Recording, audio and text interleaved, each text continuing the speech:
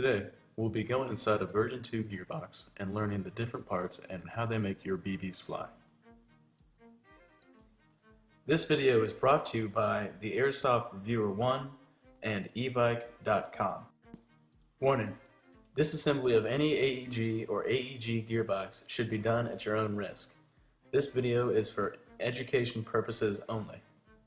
Before disassembling any AEG, you should make sure that the barrel is empty, the magazine is out, and the safety is turned on. Before starting, let's get a few basic tools and items to help us out when we're disassembling the gearbox. First, put a rag down so your grease from the gearbox doesn't get everywhere. Find some varying sizes of Phillips head and flathead screwdrivers, gear greases and lubricants, needle nose and regular pliers, and various Allen wrenches. Let's start by flipping the gearbox over so the right side is facing up and finding these screws highlighted in blue. Now let's start by taking out each individual screw. I like to start from the front and work to the back, but that's just a personal preference and you can choose any way that you like. Be careful and try not to strip the screws when you're taking them out. Once all the screws have been removed, it's time to separate the gearbox.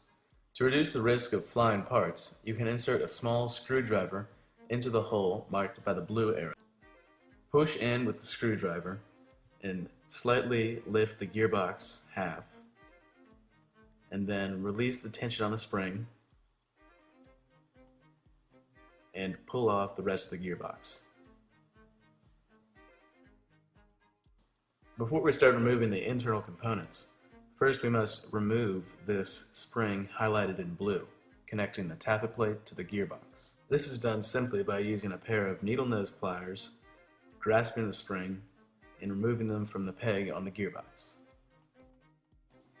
Now grab the spring guide and the cylinder and remove the entire upper assembly.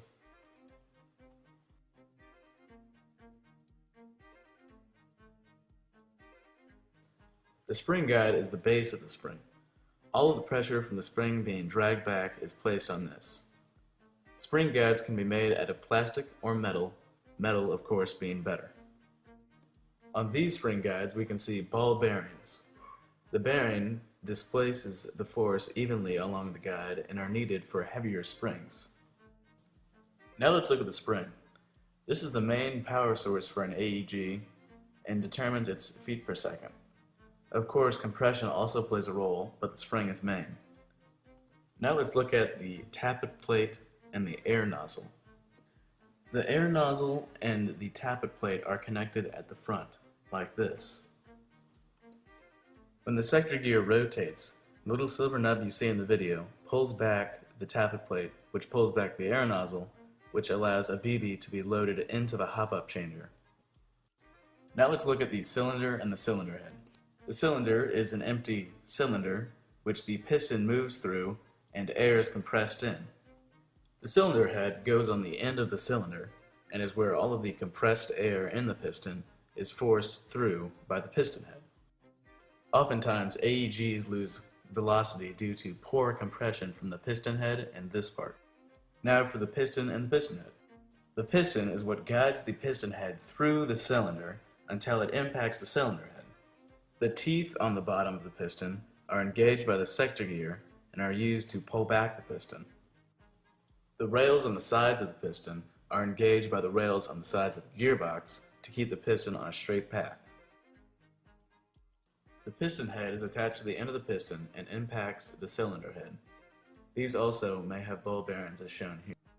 There are several different ways of having the piston head attached.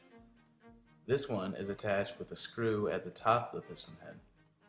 Others may have a screw inside of the piston head, and these are easy. All you have to do is unscrew them. Once the screw is loose, just simply take apart the pieces.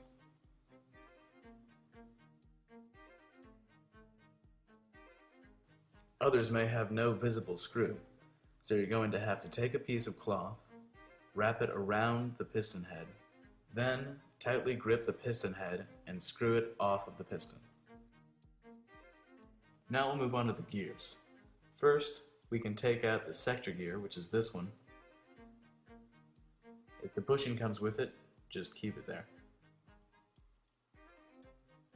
Next, we'll take out the bevel gear.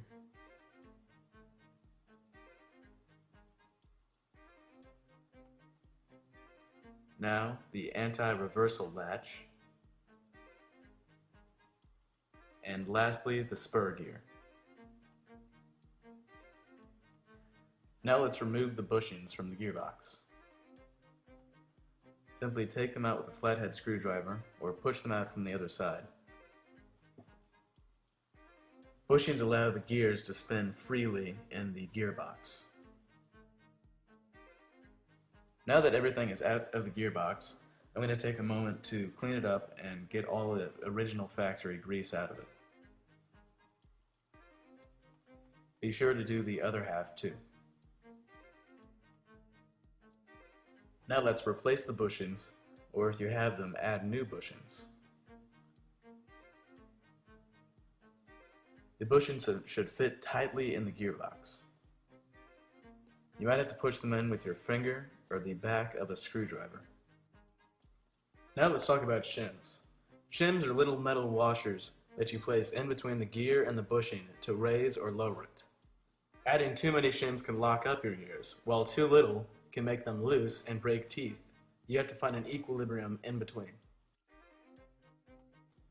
Once you think your shimming is okay, place the empty gearbox cover over just the gears. Hold it tight and spin the gears inside with your finger. If they move loosely, then you've probably done a good job with your gears. Before we put the gears back in, let's oil up the spur gear. Then put in the bevel gear and the sector gear and spin them to make sure they're okay. Now, oil up the cylinder head around the O-rings. Force it in to the end of the cylinder and make sure this part right here is flush with the cylinder. Now to assemble the top part of the gearbox.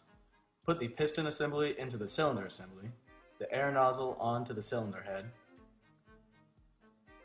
clamp the tappet plate onto the air nozzle, and place all of it into the gearbox.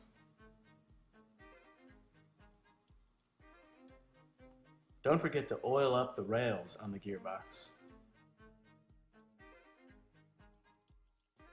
Now attach the spring from the tappet plate back onto the gearbox.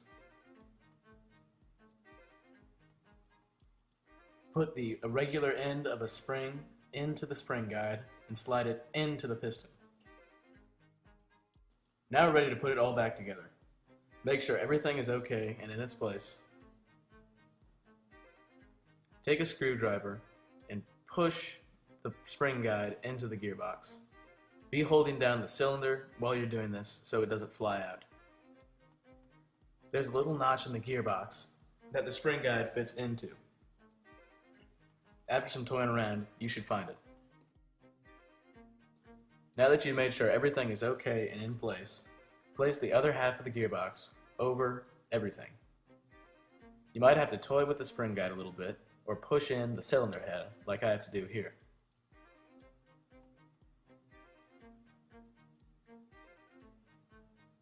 If the gearbox still doesn't close, check the bushings and make sure they're still in their place. Also, check the anti-reversal latch and the trigger. Once everything's okay, all you have to do is screw the screws back in.